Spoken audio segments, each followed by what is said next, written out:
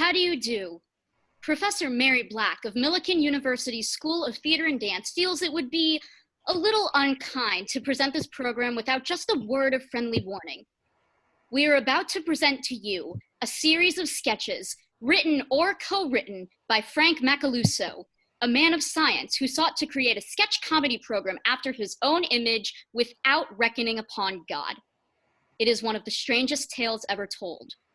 I think it will thrill you. It may shock you. It might even horrify you. So, if any of you feel that you do not care to subject your nerves to such a strain, now's your chance to, well, we warned you. From the semi-luxurious homes of 18 out-of-work actors, it's your Honk of Honks, a virtual stage reading, starring Spencer Avery, Rachel Banda, Will Barden, Emily Brandt, John D'Angelo, Abigail Gabbert, Aria Hawkins, Jasmine Humphrey, Peyton Humphreys, Rebecca Jaffe, Elliot Mahone, Maddie Nannon, Alex Naranjo, Owen Peterson, Bryn Sentinel, Megan Welfer, Jake Zeman, and your host, Frank Macaluso. Thanks, Owen. Howdy, everybody, and welcome to your Honk of Honks. Now, I'm sure there's at least one or two of you out there who are wondering, what exactly the heck is going on here? Well, I'd originally planned to do a live sketch comedy review here on campus at the end of the semester, sort of my grand exit from the realm of academia. But then the pandemic hit and all on-campus activities were canceled. Subsequently, I gained 20 pounds. Well, one day I was talking about this whole thing with a friend of mine, and she suggested doing the show virtually like this. And I thought, hey, why the hell not? So I called up all these people and I said, I have incriminating photos of you, and if you don't want me to release them to the public, you'll do this staged reading with me. And here we are. So anyway, let's just get started. Our first sketch takes place at a bus stop during the morning rush hour. And begin. Oh my God. This bus is taking forever. Come on. Hi. Ah! Sorry, didn't mean to scare you. I sometimes forget that I have a really loud voice. My dad used to call me Little Ethel Merman because she had a really loud voice too. You know Ethel Merman, right? Yeah, You'll be swell, you'll be great, gonna have the whole world on a plane. I know who Ethel Merman is. Cool. I like her a lot. Not as much as I like Bernadette Peters, but I like her a lot. You like Bernadette Peters? I guess. She's one of my favorite actresses. She's just so versatile. I so wanted to be her when I was little. That's nice. Then, when I was in high school, I wanted to be like Carol Burnett. I got really obsessed with her show for a little bit. It was a rough time in my life. I was in this really unhealthy relationship, and I'd always watch clips of her show on YouTube to keep myself from crying. It didn't always work. She did some deep stuff on that show, like this one skit where she's at a bar and she's this really lonely woman, and Harvey Korman comes in and she's like, is this a pickup? And then Harvey's like, Excuse me, but is there a point to all of this? Well, it's just that some of the sketches she did got me kind of thinking about my life. And eventually I dumped the guy I was seeing at the time. Good for you. Then I tried out for my school's improv troupe, but I didn't make it in. I don't think I was very good. I didn't get any laughs. Either way, I kind of gave up on wanting to be Carol Burnett after that, but then I got the lead in the musical that year. You'll never guess what it was. Go on, guess. Come on, guess. You should take a guess. Come on, guess. Take a guess. Once upon a mattress, and I got the lead. Me! I got to be Winifred, just like Carol Burnett. I've always been shy. Can't confess that I'm shy. Can't you see that? This confident air is the mask that I wear. Oh my God, will you shut up? For the love of every single deity worshipped by mankind, will you please shut your loud, festering up? I don't want to hear about Carol Burnett or Bernadette Peters or whoever. I don't care about you sucking at improv or dating some bastard in high school. I don't want to hear you belting out show tunes. I just want you to shut up. Nothing would give me more pleasure in this world than the sweet, sweet sound of you not uttering one single word more. Do you have any idea how annoying you are? If I were wearing the Infinity Gauntlet right now, I would snap my fingers just on the off chance that you would be one of the 3.5 billion people killed. Dear God, how I hate you! Wow. You just love to hear yourself talk, don't you? I'm gonna go wait at another bus stop. The last thing I need is to get stuck with a chatterbox. And blackout. Fair warning, I'll be saying that a lot tonight. Our next sketch takes place in a coffee shop. I'm reading off papers. Anyway, our next sketch takes place in a coffee shop during the lunch rush. Since we don't have any sets, those of us who aren't in this sketch are going to be drinking lattes and eating toaster pastries, to create some sense of verisimilitude. And begin. So I told her if she wanted to borrow my stapler, she should have just asked. Ugh, I hate people like that who just take whatever they want. Like Gina Phelps. One time we ran into each other at the Burger Monarchy and she ate my last fry. I mean, she just took it and ate Oh it. my God, And it's just Holly. like, Holly, look over there. where? Over there at the counter. It's him. Who?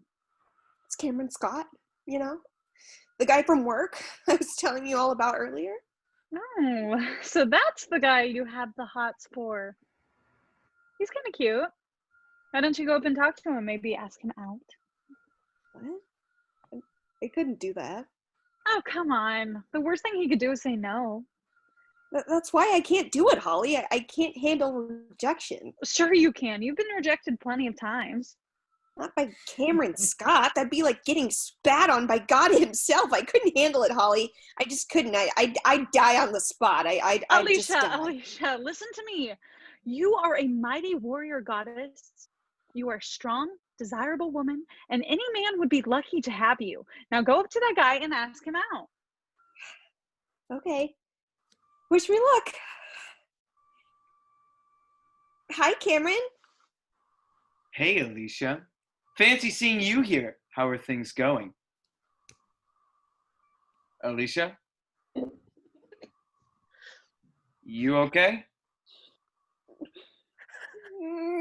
Rudolph the red-nosed reindeer had a very shiny nose, and if you ever saw it, you would even say it close. All of the other reindeer used to laugh and call him names. That was pretty nice. Thanks. I'm gonna go back to my table now. Okay. See ya. See ya. What the hell was that? Rudolph the red-nosed reindeer. No, I know that. I meant, why did you just belt that out like that? I don't know. It just kind of came out. It's my nerves, I think. Okay. Well, let's try some grounding techniques. Maybe that'll help settle your nerves. Okay. Okay, Worth close a your shot, eyes. I guess. Breathe in. Breathe out. Breathe in. Breathe out. Breathe in. Breathe in. Breathe out. Now listen to me. You are a good person. You're fun to be around and worthy of love. I believe in you, and you can do this. You ready? I think so. Go get him, tiger. Hi. Hey, Alicia. So what is it you wanted to say? Alicia?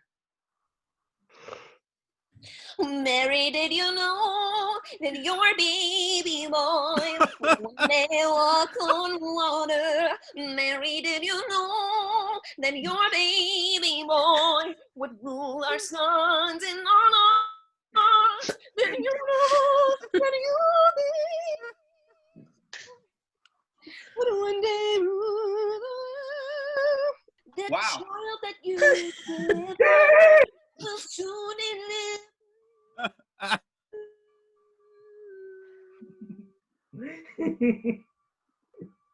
That was really nice. Thanks. Could you give me like a second? Sure. I did it again, Holly. I know. I heard it. I sang at him. I know. Excuse me. Excuse me, miss. Do you take requests?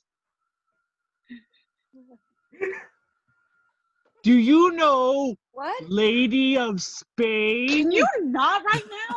My friend is going through a very difficult time. Oh, my bad. Yeah. She doesn't take requests, Martha. This isn't gonna work, Holly. I've blown it for sure. He probably thinks I'm a freak. He does not. He's never gonna speak to me again. At least listen to me. One of the most important keys to success is turning your weaknesses into strengths. So you're going to use this nervous tick of yours and to your advantage. What are you talking about? When you go up there this time, pick a romantic song to sing to him. I'm not going up there again. Leash, this man could be Mr. Right. You're not going to know it unless you get back on the horse. I don't even know if I can pick a song. They've just been coming to me. Just try it, please. Okay. Hi. Hey.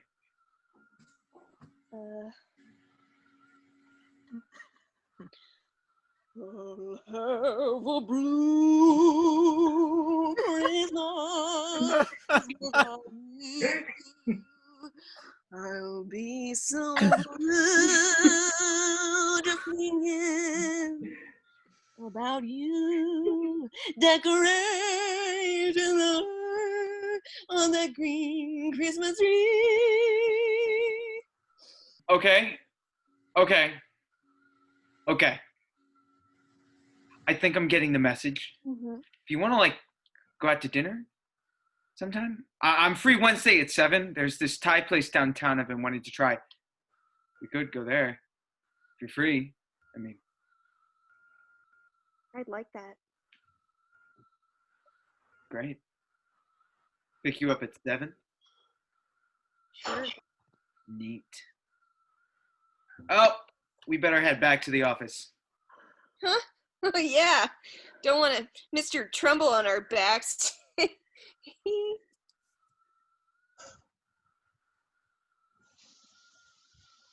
Alrighty then. Bye, Holly. I'll be seeing you later. See you, Leash.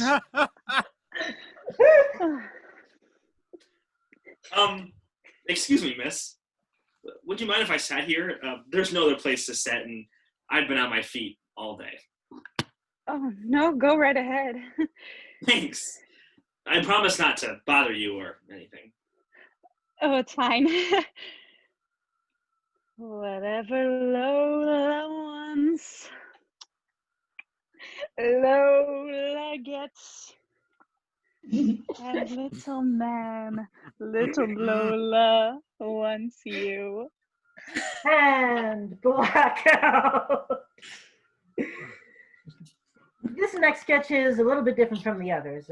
Most of the other sketches you're going to see tonight were originally written for radio, so there isn't really any need for someone to read out stage directions for them.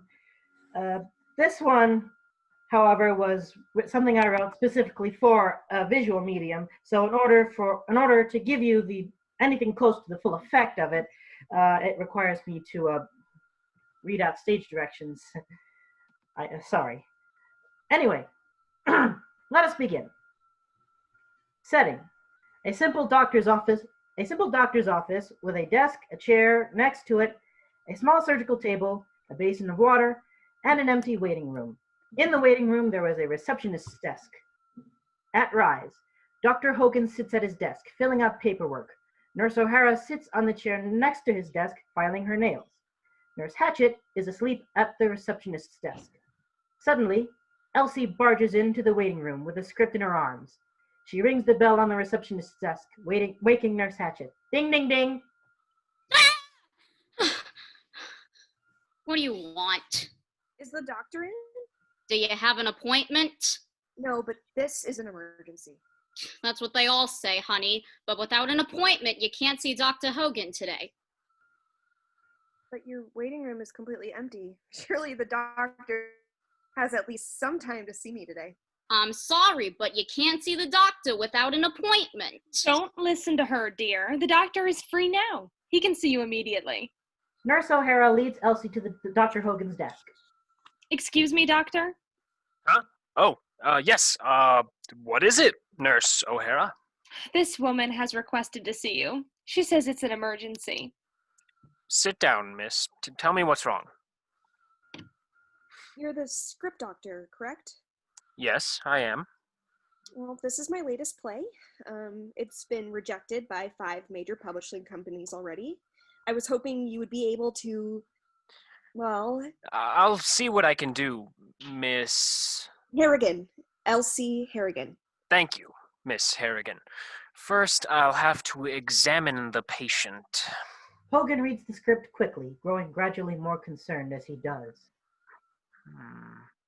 Miss Harrigan, I'm afraid your play is suffering from an extreme case of flimsy plot.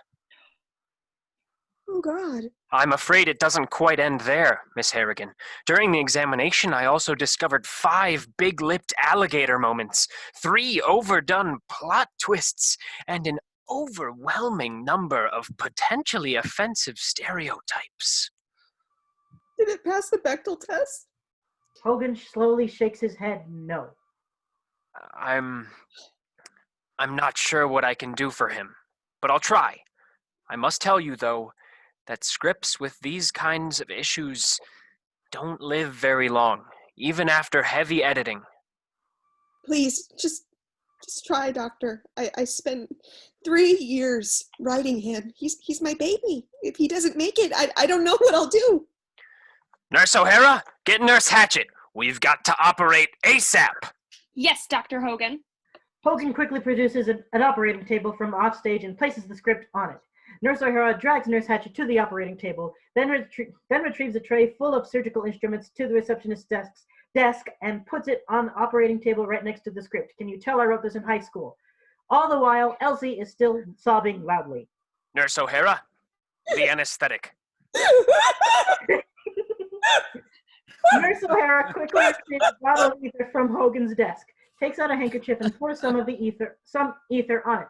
She starts towards the operating table, then turns to go to Elsie, on whom she administers the ether. Shh.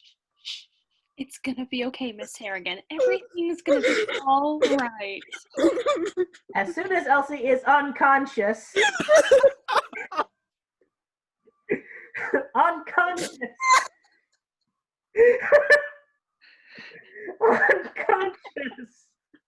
Nurse O'Hara rushes back to the operating table. Hogan holds out his hand to Nurse Hatchet. Scalpel. Nurse Hatchet hands Hogan the scalpel roughly, so much that it cuts into him. Hogan pulls it out of his hand and puts it in his other hand to operate. He opens the script to a certain page. Here's the worst of the non sequiturs. Hogan cuts out the offending excerpt with the scalpel, then crumbles it up and tosses it away. There should be smooth sailing from here on out. Hogan turns to another page. See this character's monologue, Nurse O'Hara? Yes. The dialect used here is not only borderline offensive, it renders it almost unintelligible to the average reader or viewer. It also slows the plot down significantly. The best thing to do for this is to remove it entirely. I just thought you'd like to know. Very interesting, Dr. Hogan. I wasn't talking to you, you old bat! Hogan recklessly tears out the page, crumples it up, and throws it away.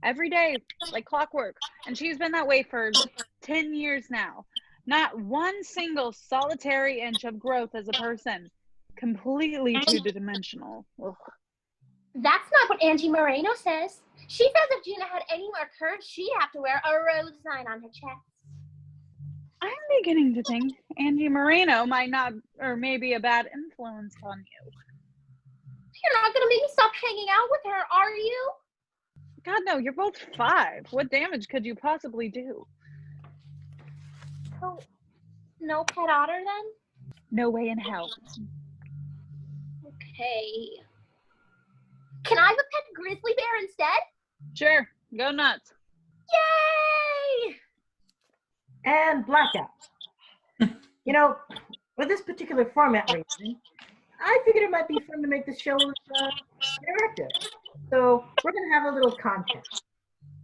One member of our cast is not wearing any pants. Comment down below who you think it is, and if you guess correctly, you could win a fabulous prize. And speaking of competitions, now comes the time in our show for us to indulge in that time-honored tradition, the game show sketch. Take it away, Spencer. It's time once again for the Newlywed Game. And now, here's your host, J.B. Swift. Woo! Oh, thank you. Hello, everybody. I'm Jamie Swift, and welcome to America's 11th most popular game show, The Newlywed Game. I don't know about you guys, but I'm really pumped to get started. So let's go ahead and meet our couples. First up, we have Kenny and Alicia Kidwell. Kenny, Alicia, tell us a bit about yourselves. Well, Jamie, I work at a bank as a teller, and Alicia is a teaching assistant, and she actually just graduated from her master's program at Iowa State. Well, we are all very proud of you, Alicia. The world needs more teachers. Thank you.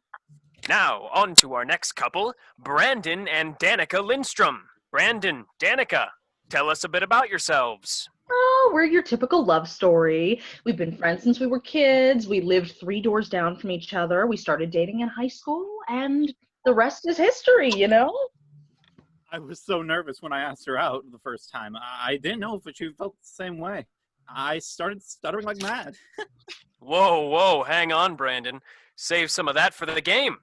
Let's go on to our third couple, Tyler and Chloe Stevens. How about you tell us something about yourselves? Yo, what up? I'm Tyler, and this is my girl, Chloe. Hi. Not 100% sure what the deal is here, but I know we're gonna kill it. TKE represent! Oh, okay. Anyway, let's get on with the first round of the game. Now, fellas, before the start of the show, we had your wives answer some questions for us about your respective relationships. Your job is to guess how they answered. You get it right, you and your lady love will get 5 points. Let's get started, shall we? Now, husbands, your first question is, how did you two first meet? Well, I had just gotten out of a serious relationship, and my friend Elizabeth wanted me to go out on a date with one of her girlfriends. So we met on a double date, and I thought she was the most beautiful girl I had ever seen in the world. Aww, Kenny. How sweet. But I think we already know what the answer to this is going to be, but Alicia, what did you write down? Double date. Correct. That's 5 points for the Kidwells. Yeah, Kidwell. All right. Now, Brandon, how did you and Danica first meet? Well, Danica moved into the neighborhood when we were around 5, and my mom suggested I go ask if she wanted to hang out with me and my friends, you know, to make her feel welcome. And we all played kickball until the street lights came on and we had to go home. All right. Danica, what was your response? When I first moved in. Yay! Yay! Correct. That's 5 points for the Lindstroms. Okay, now, Tyler, how did you and Chloe first meet? Well, you know, she had a pretty banging Twitter, so I invited her to the tea kickback that weekend, and she got real wasted and lost her right shoe. So I helped her find it.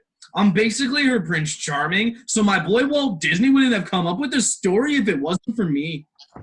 Honey, what are you talking about? That's not how we met. Huh? Oh, right. My girl Chloe here, she was puking off the balcony of my apartment, and I brought her some water.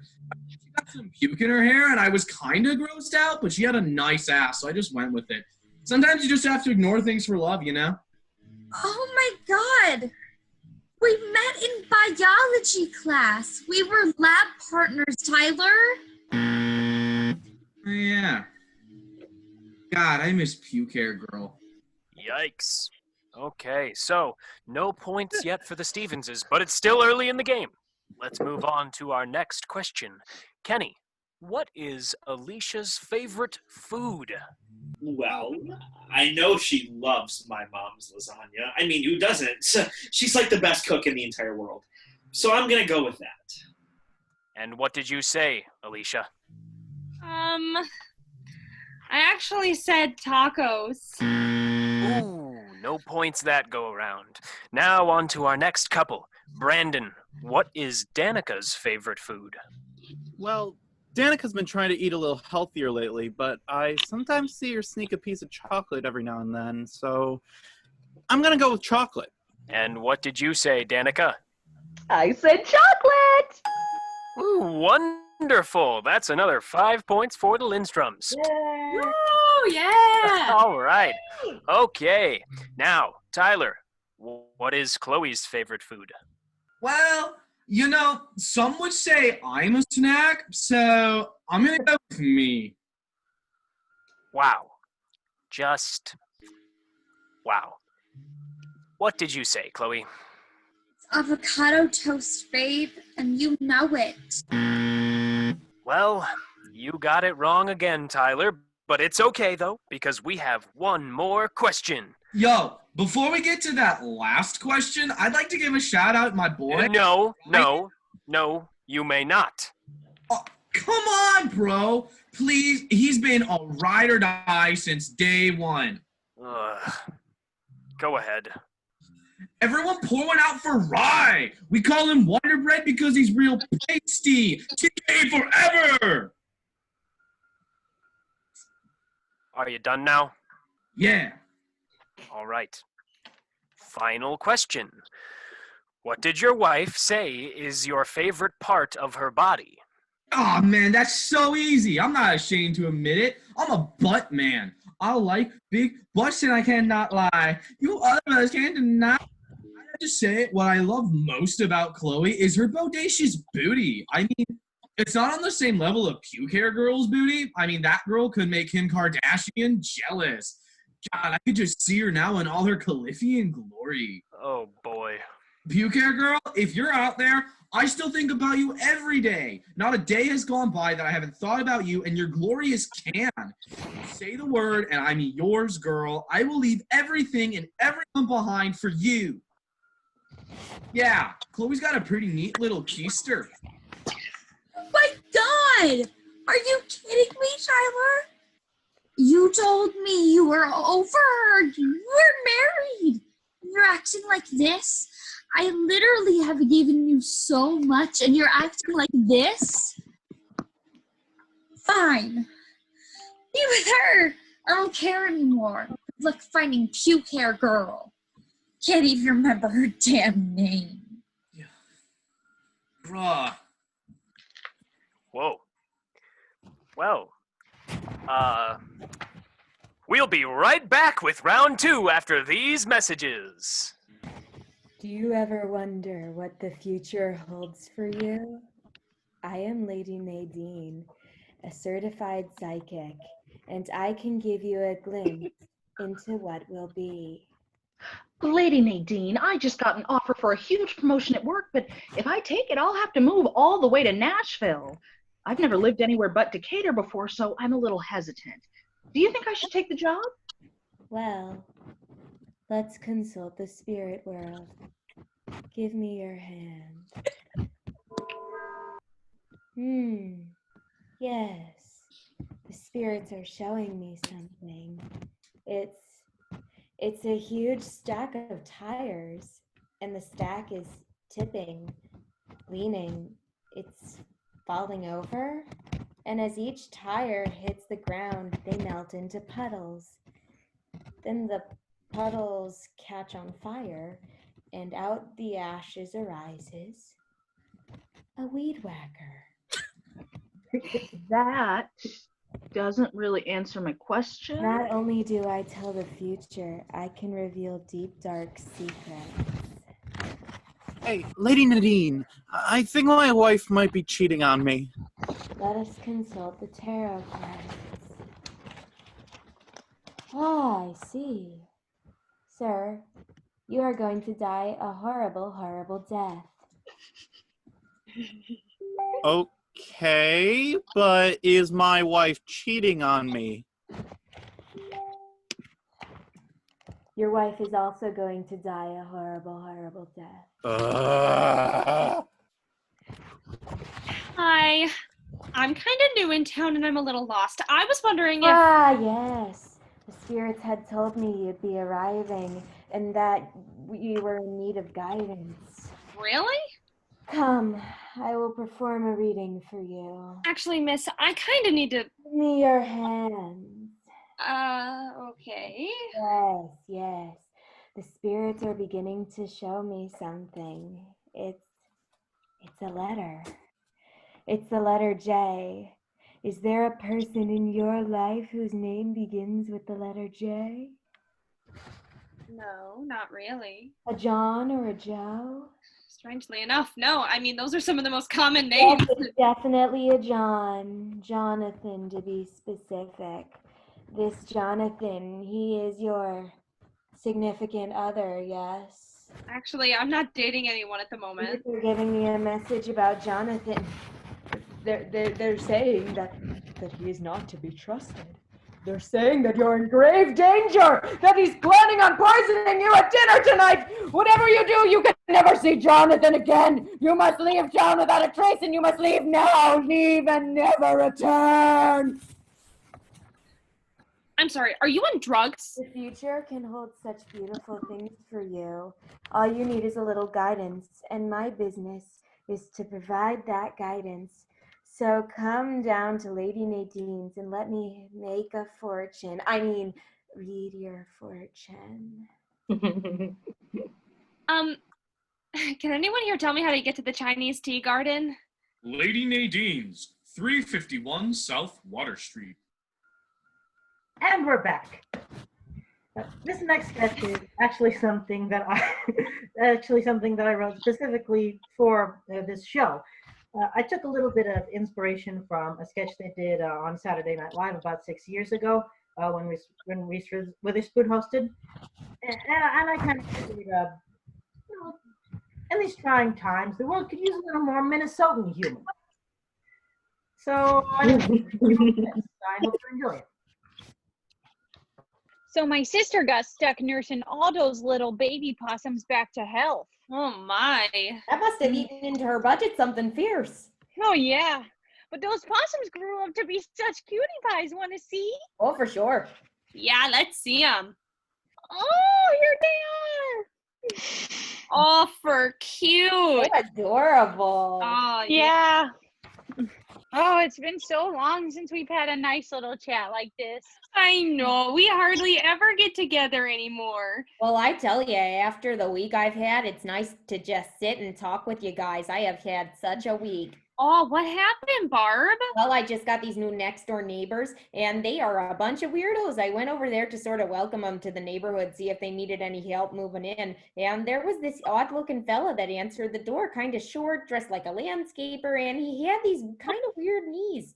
Anyway, he opens the door and he says, "My name is Torgo. I take care of the place while the master is away." Oofda.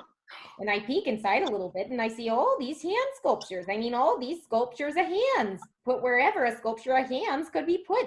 It's just about gave me the heebie-jeebies. Oh my. Oh, of course, I just say hi, hand in my plate of cookies, and I get right the heck out of Dodge. Smart.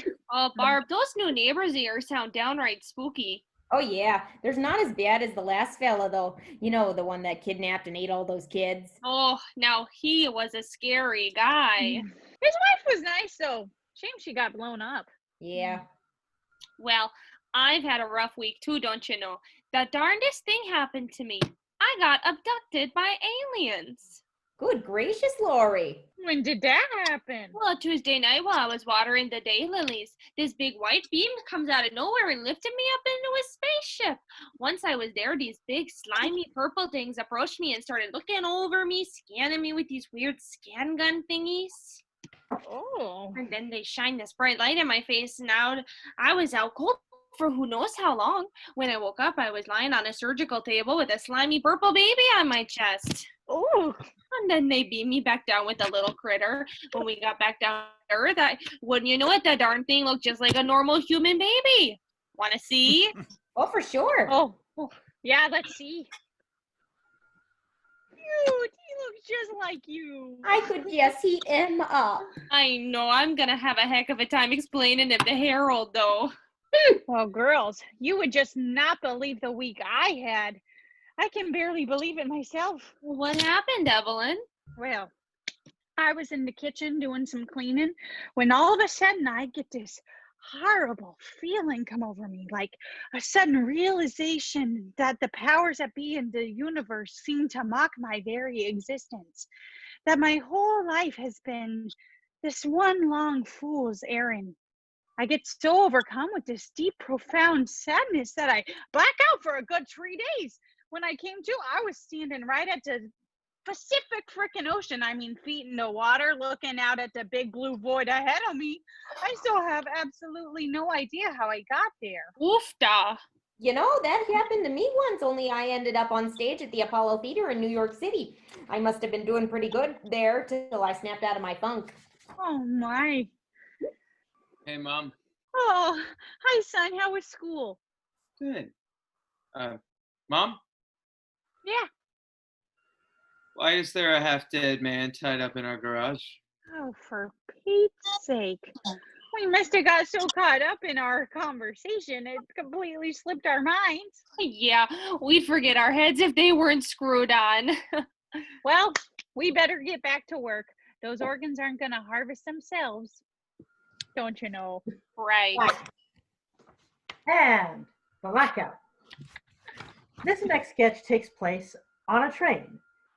Again, for verisimilitude, those of us who aren't in the sketch will be eating and drinking coffee, even though that's not really allowed on trains. All aboard! Excuse me? Is this seat taken? No. Go right ahead. Thanks.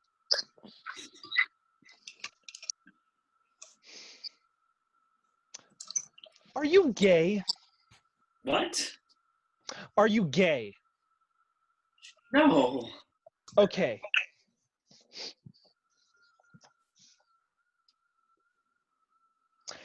Have you ever tried it? Tried what? Being gay. No, I haven't.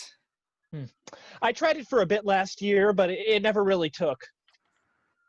I don't think that being gay is something you can become, really. No? I don't think so, no. Fascinating. I must write this down. Is there room for one more here? Of course. Thank you. Excuse me, sir. Me? Yes. No, what is it? Are you gay? No, I'm not. Oh, what a shame. My cousin Darren would have loved you. He loves tall Italian men. Well, good for him. Tickets, please.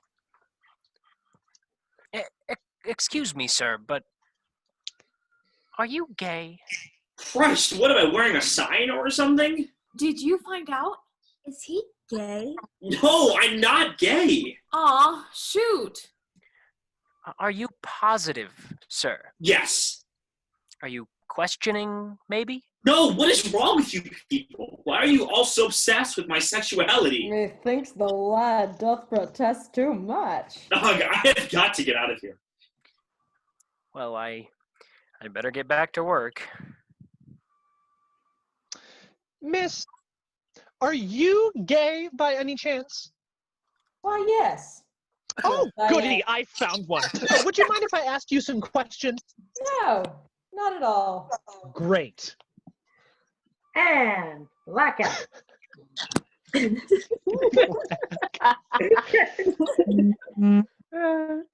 This next sketch takes place in a public park. The divinely talented Miss Alex Naranjo, who up until right now has not been featured in a sketch yet, will be playing the role of a pigeon. We hope you enjoy it.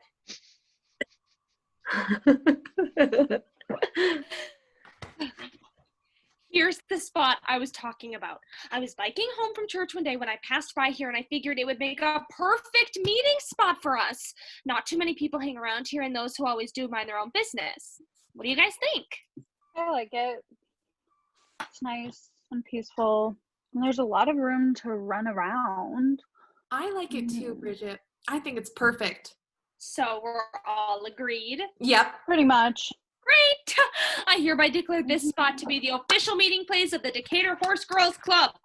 Let us celebrate by reciting the Decatur Horse Girls Club pledge. We solemnly swear to defend the rights and extol the exhibit of majestic virtues of all horses everywhere. Oh my God! Oh my God! Oh my God! Oh my God! Oh my God! Oh my God!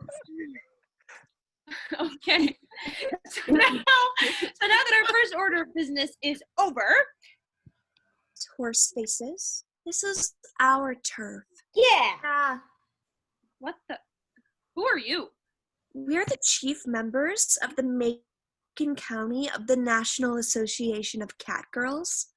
And this is our meeting spot. Yeah. We cleaned this park 3 months ago. Well, there's lots of room in this park. You could hold your meetings in another spot. No, this whole park is ours. We marked it with our scent. Ew. Look, let's just be reasonable here. I mean, surely we could share this park without disturbing each other. No sharing. This park is ours. Oh, Chloe, be careful. Don't blow out your voice. Remember, you've got that audition on Sunday. Oh, I forgot. Thanks, Tabby. I love you. I love you too, babe. Are you two like dating or something? No. Yes. It's complicated. So complicated if you weren't so afraid of commitment. Can we please not do this right now? Why won't you let me in, Chloe? Back to the matter at hand. The park is ours, and we're not about to let a bunch of wannabe equestrian horn in on our turf. Wannabe? Why, you... Look, you guys don't meet here every day, right? We meet here whenever we feel like it. Well, we meet every Wednesday at 4. How often do you feel like coming to the park at Wednesdays at 4? Not often. It depends. Would knowledge of our presence be a good deterrent for you? You are kind of annoying. Hey! Don't blow this for us, Bridget. We'll have to talk it over. Chloe, Tabitha, huddle. Okay, guys, what do you think? Should we give them some tomatoes? Meow, meow. Meow.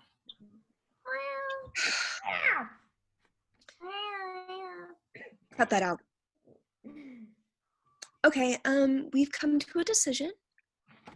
We will allow you to use the park for your meetings on 2 conditions. First, you have to give us at least 24 hours notice before holding your meetings. We can do that, yeah.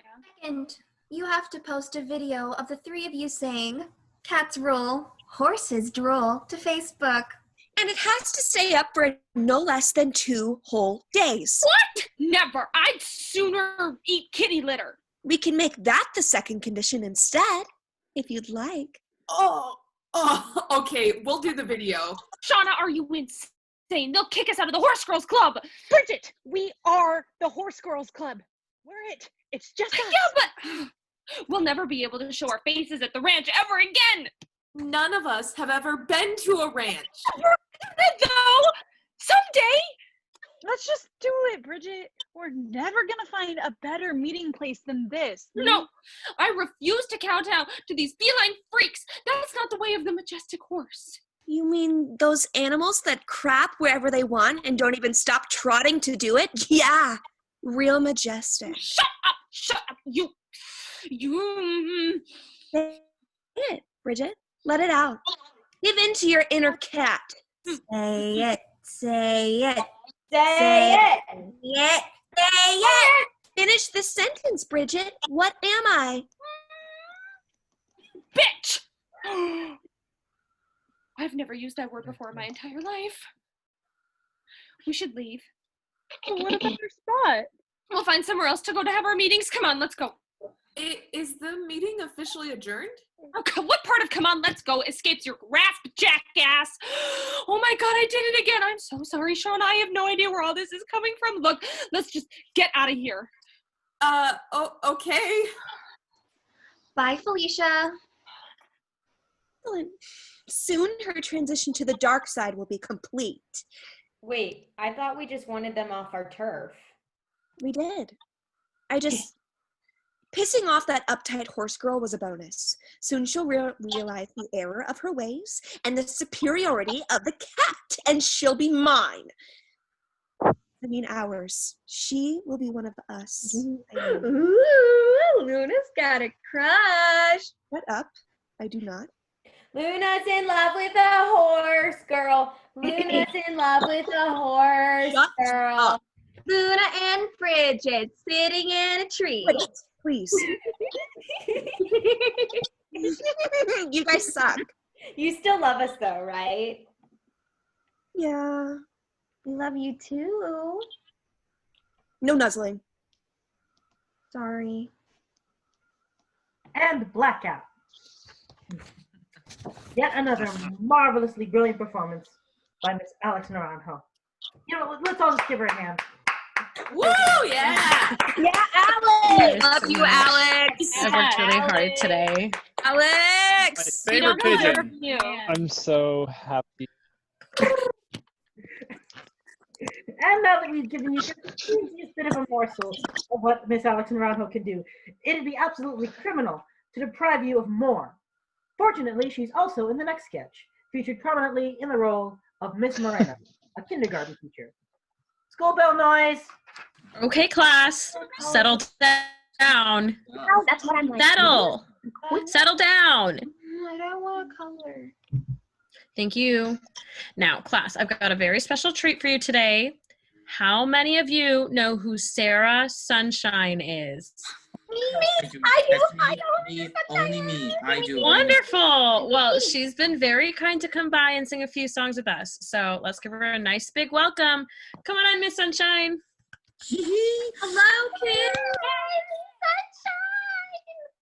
Oh, you don't have to call me Miss Sunshine, kids. You can call me Sarah. Hi, Sarah. Hello. Now, you all know who I am. I'd like to get to know you guys. What are your names? I'm Maddie. I'm Tyler. I'm Chrissy. I'm Kyle. Whoa, that came out of you. Anyway, it's very nice to meet you all, and I brought along a very nice storybook that I'd like to read to you all. Would you like that? Yeah. All right. It's called Ethel the Aardvark and the Three Coyotes. I wrote it myself. Yay! Once upon a time, Ethel the Aardvark was hopping along the forest trail, trottery, when she ran into three very big, very mean coyotes. Hey, Big Nose, said the biggest, meanest coyote, this is our forest trail, and we don't like you being on it. The second coyote said, hey, maybe we ought to teach her a lesson. Good idea, said the first coyote, and then the coyotes punched poor little Ethel. Ah. And they started scratching at her and stomping on her nose. And she knew then and there that she would get revenge on them someday when she was as big as they were. She never did get to be as big as those mean-old coyotes. She never made it above 5 feet, but she didn't care. She wanted revenge. You hear that, Phoebe Johnson? I'm gonna track you down and take that perfect little face of yours and slowly and carefully peel it off your skull. Miss Sunshine, I think that maybe the kids would like to hear a different story, one without so much violence, like the Very Hungry Caterpillar. The kids all love this story. Yeah. Yes, the Very Hungry Caterpillar. Very lovely story of a caterpillar who eats and eats and eats and eats and eats and eats and eats until her daddy starts calling her very mean names. Why couldn't you love me, Daddy? Why? Miss Sunshine, do you need to step outside? No, I'm a professional. I can do this. I can do this. Are you sure? The kids will understand. Of course, I'll understand. We get it. No, I'll be fine. Really.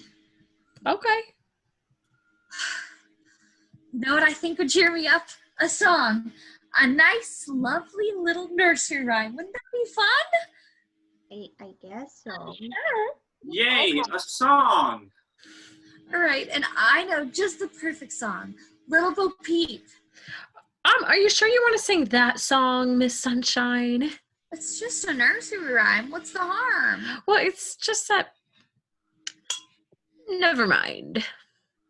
All right, here we go.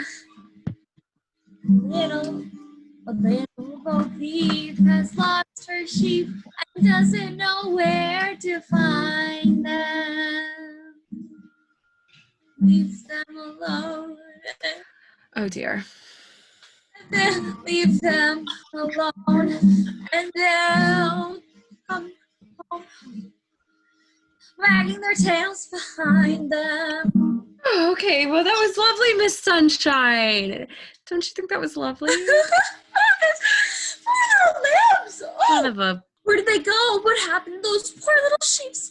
What if they were kidnapped or were poached? Some of those ruthless punks must have kidnapped those cute little sheep and made them into lamb chops. I don't want to hear anymore. Okay, it's time for Miss Sunshine to leave now. Say goodbye, class.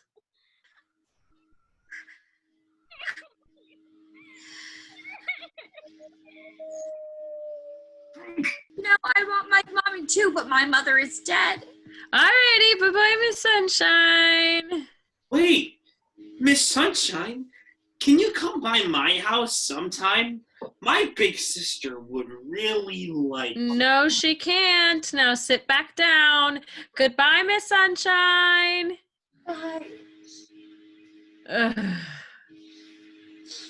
And blackjack. In case I haven't made it aggravatingly clear by now, I'm a writer. And like most writers, I am intensely insecure. And I occasionally write about my insecurities. This next sketch is a prime example of that. Watch it, won't us? Hey, Gwen. Hey, Nikki. How you doing? I'm okay. I'm just waiting on Kirsten. I'm having a meeting about a thing I wrote. She's giving me feedback on it. Cool. Well, I gotta head to class. See you later. Bye, Nikki. Hey, Gwen. Hey, Kirsten. How are you? Okay. A bit of a stressful morning, but that's just college in general. How are you? I'm pretty good. So let's talk business. What did you think of the script? The script? Well, I just couldn't put it down. Really? Thanks. That means a lot to me. I've been working on that play since my sophomore year of high school. Yeah, I could kind of tell. What? I think I'd better elaborate on what I meant when I said that I couldn't put it down. You know how when you're driving and you happen to pass by like a really bad car accident and you're like, whoa, and you know, you shouldn't, but you keep looking anyways. That's kind of what I meant. You didn't like it? No, I didn't mean that. I feel like there are a few things in it that could use some fixing. A few things? Well, a few thousand, but yeah. Like, for instance, here on page 3. Gwen? Hey, Paloma. So I looked over that script you sent me. What do you think of it? You know how at the end of Oedipus Rex, Oedipus gouges his eyes out? I felt like doing that at several points. Oh. So, yeah, maybe don't anymore with this. Okay. See you later, Gwen. Hey, Kirsten. Hey. Is it really that bad, Kirsten? No, of course not. Well, maybe, but there's nothing that can't be fixed with some judicious and extensive editing. Gwen? Hey, Evie. So I read your play. Okay. What did you think of it? You know that one scene in Psycho when Norman Bates stabs that lady in the shower? Yeah? Well, I'm gonna be going away for a very long time, like possibly forever. It's been nice knowing you. Bye. Oh my god, Kirsten, my play literally made Evie kill somebody. Now, I don't think that you can really blame your play on that. Evie's kind of a psychopath. Should have probably done that even if you hadn't read your play. Hey, Gwen. Hey, Emma. Have you read my play yet? Yeah, about that. I haven't really read it, per se. I just kind of burned it. Burned it? Yeah. While I was holding it, I could just sense that I was in the presence of pure evil. So I destroyed it for humanity. Keep writing, though. Only way to improve is to keep working at it. Thanks, Emma. See you later, girl. Hey, Kirsten. Hey. Well, she encouraged you to keep at it. That was nice. Yeah. Hey, Gwen. Hey, Veronica. How are you? Okay. So I was looking over your play last night with my boyfriend. Aw, that's kind of romantic. So, what did you... Oh my god, Veronica, what's wrong? He broke up with me!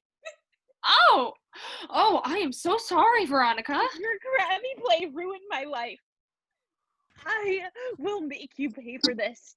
Don't think you won't pay. Hey, Kirsten. See you in class. See ya.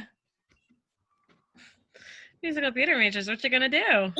I don't think I want to talk about my play anymore. Oh, come on now. There's no work of art that is without, that is without hope. Now, here on page 3. Hey, Gwen. Hi, Patty. I just finished looking over that play you sent me. Cool. What'd you think? You're officially dead to me. Hey, Kirsten. See you at PG tonight? Yeah. Cool. See you later. I'll see ya. Wow. I didn't think one play could make me lose so many friends. Well, listen, I gotta head to my next class, but I'll see you later though, okay? We can start going through that script and fixing some stuff. That sound good? I guess. All right, see you later, Gwen. Bye. Hey, Gwen. Hey, Heather. I just finished reading that play you sent me. I'm sorry, Gwen. This has to be done. Oh, sweet glory. And blackout. This next sketch takes place in a mansion. I play the butler, for which I profusely apologize. Here we go. Here we are, sir. Please take your seat here with the other guests. Thank you. Hey there, pal. Hello. The name's Kevin Miller. Huh. What an astonishing coincidence. So's mine. Really? Now, ain't that something? Hey there. I couldn't help but overhear you two introducing yourselves to each other. My name is also Kevin Miller. What a crazy random happenstance. You know, I'm beginning to sense a pattern here. Hey, are you guys all named Kevin Miller? Yeah. We are too. We all seem to be named Kevin Miller in this party. Huh. Do you think this was on purpose? Indeed it was, my good fellow. Greetings, gentlemen. I am your host for this evening. My name, much like yours, is Kevin Miller. What's the meaning of all this? Yeah, what gives? Well, in case you gentlemen weren't aware, there are at present 46 individuals in this county named Kevin Miller.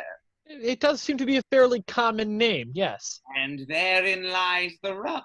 I have, on numerous occasions, been barraged with Facebook friend requests by people seeking one Kevin Miller without realizing I am not the Kevin Miller that they are looking for. And so, I have decided there is only one solution. A fight to the death. The sole survivor shall be the only Kevin Miller allowed to live in the county. This is madness, you hear? Madness! We live in a world, Mr. Miller, where madness is the name of the game. One can accept it and thrive, or deny and flounder.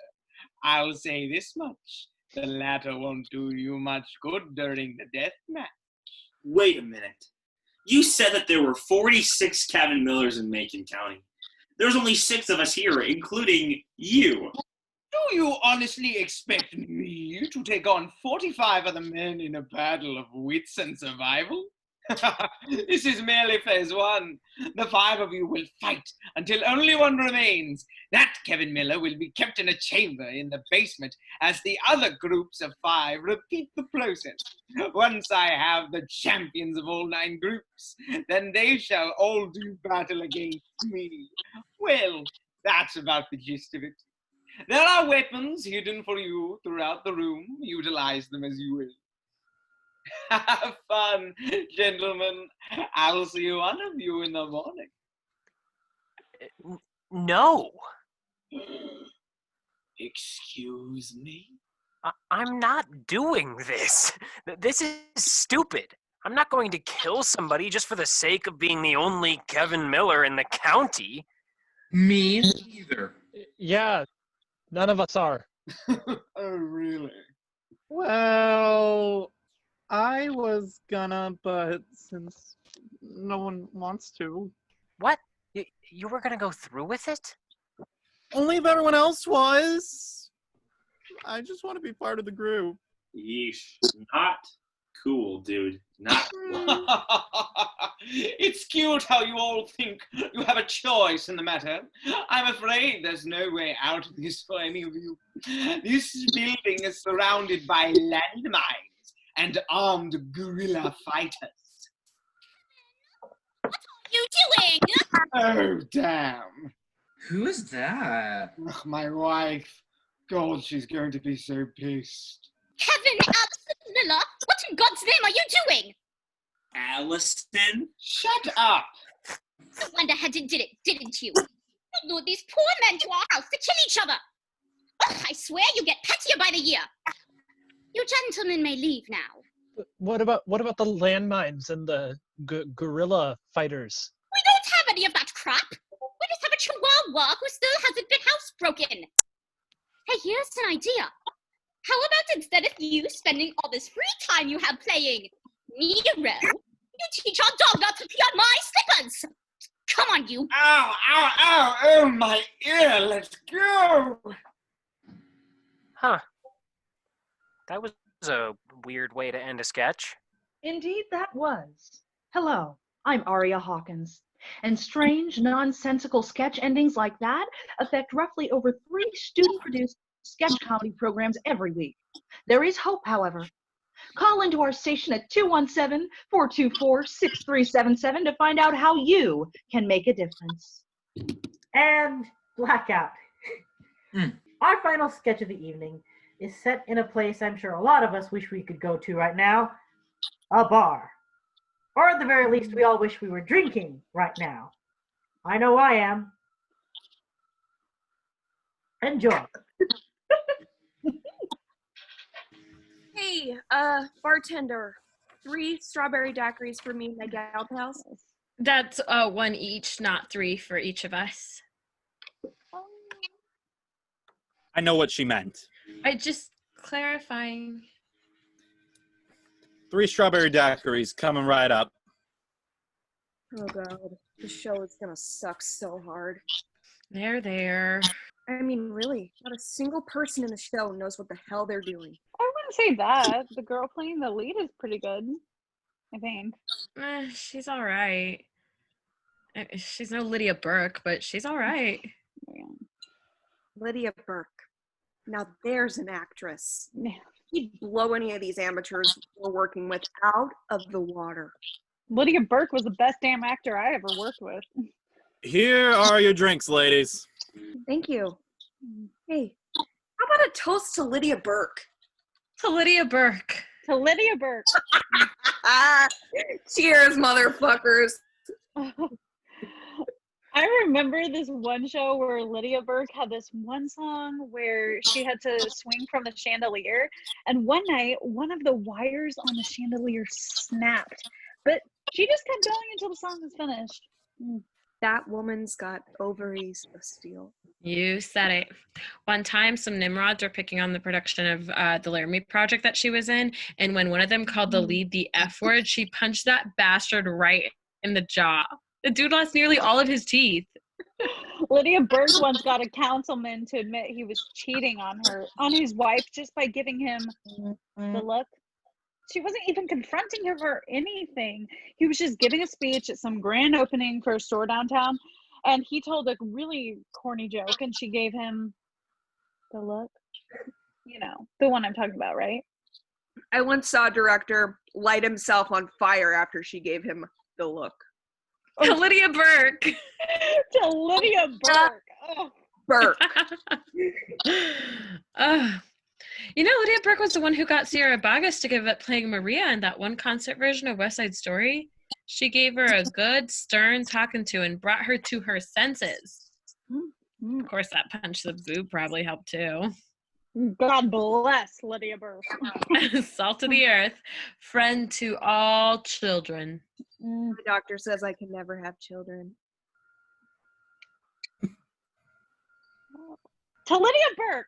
To Lydia Burke. Excuse me, ladies. Would you mind keeping it down? I'm trying to propose to my partner. Oh my god, that's so sweet. We'll try to keep it down. Thank you. No problem. Good luck. Oh, thanks.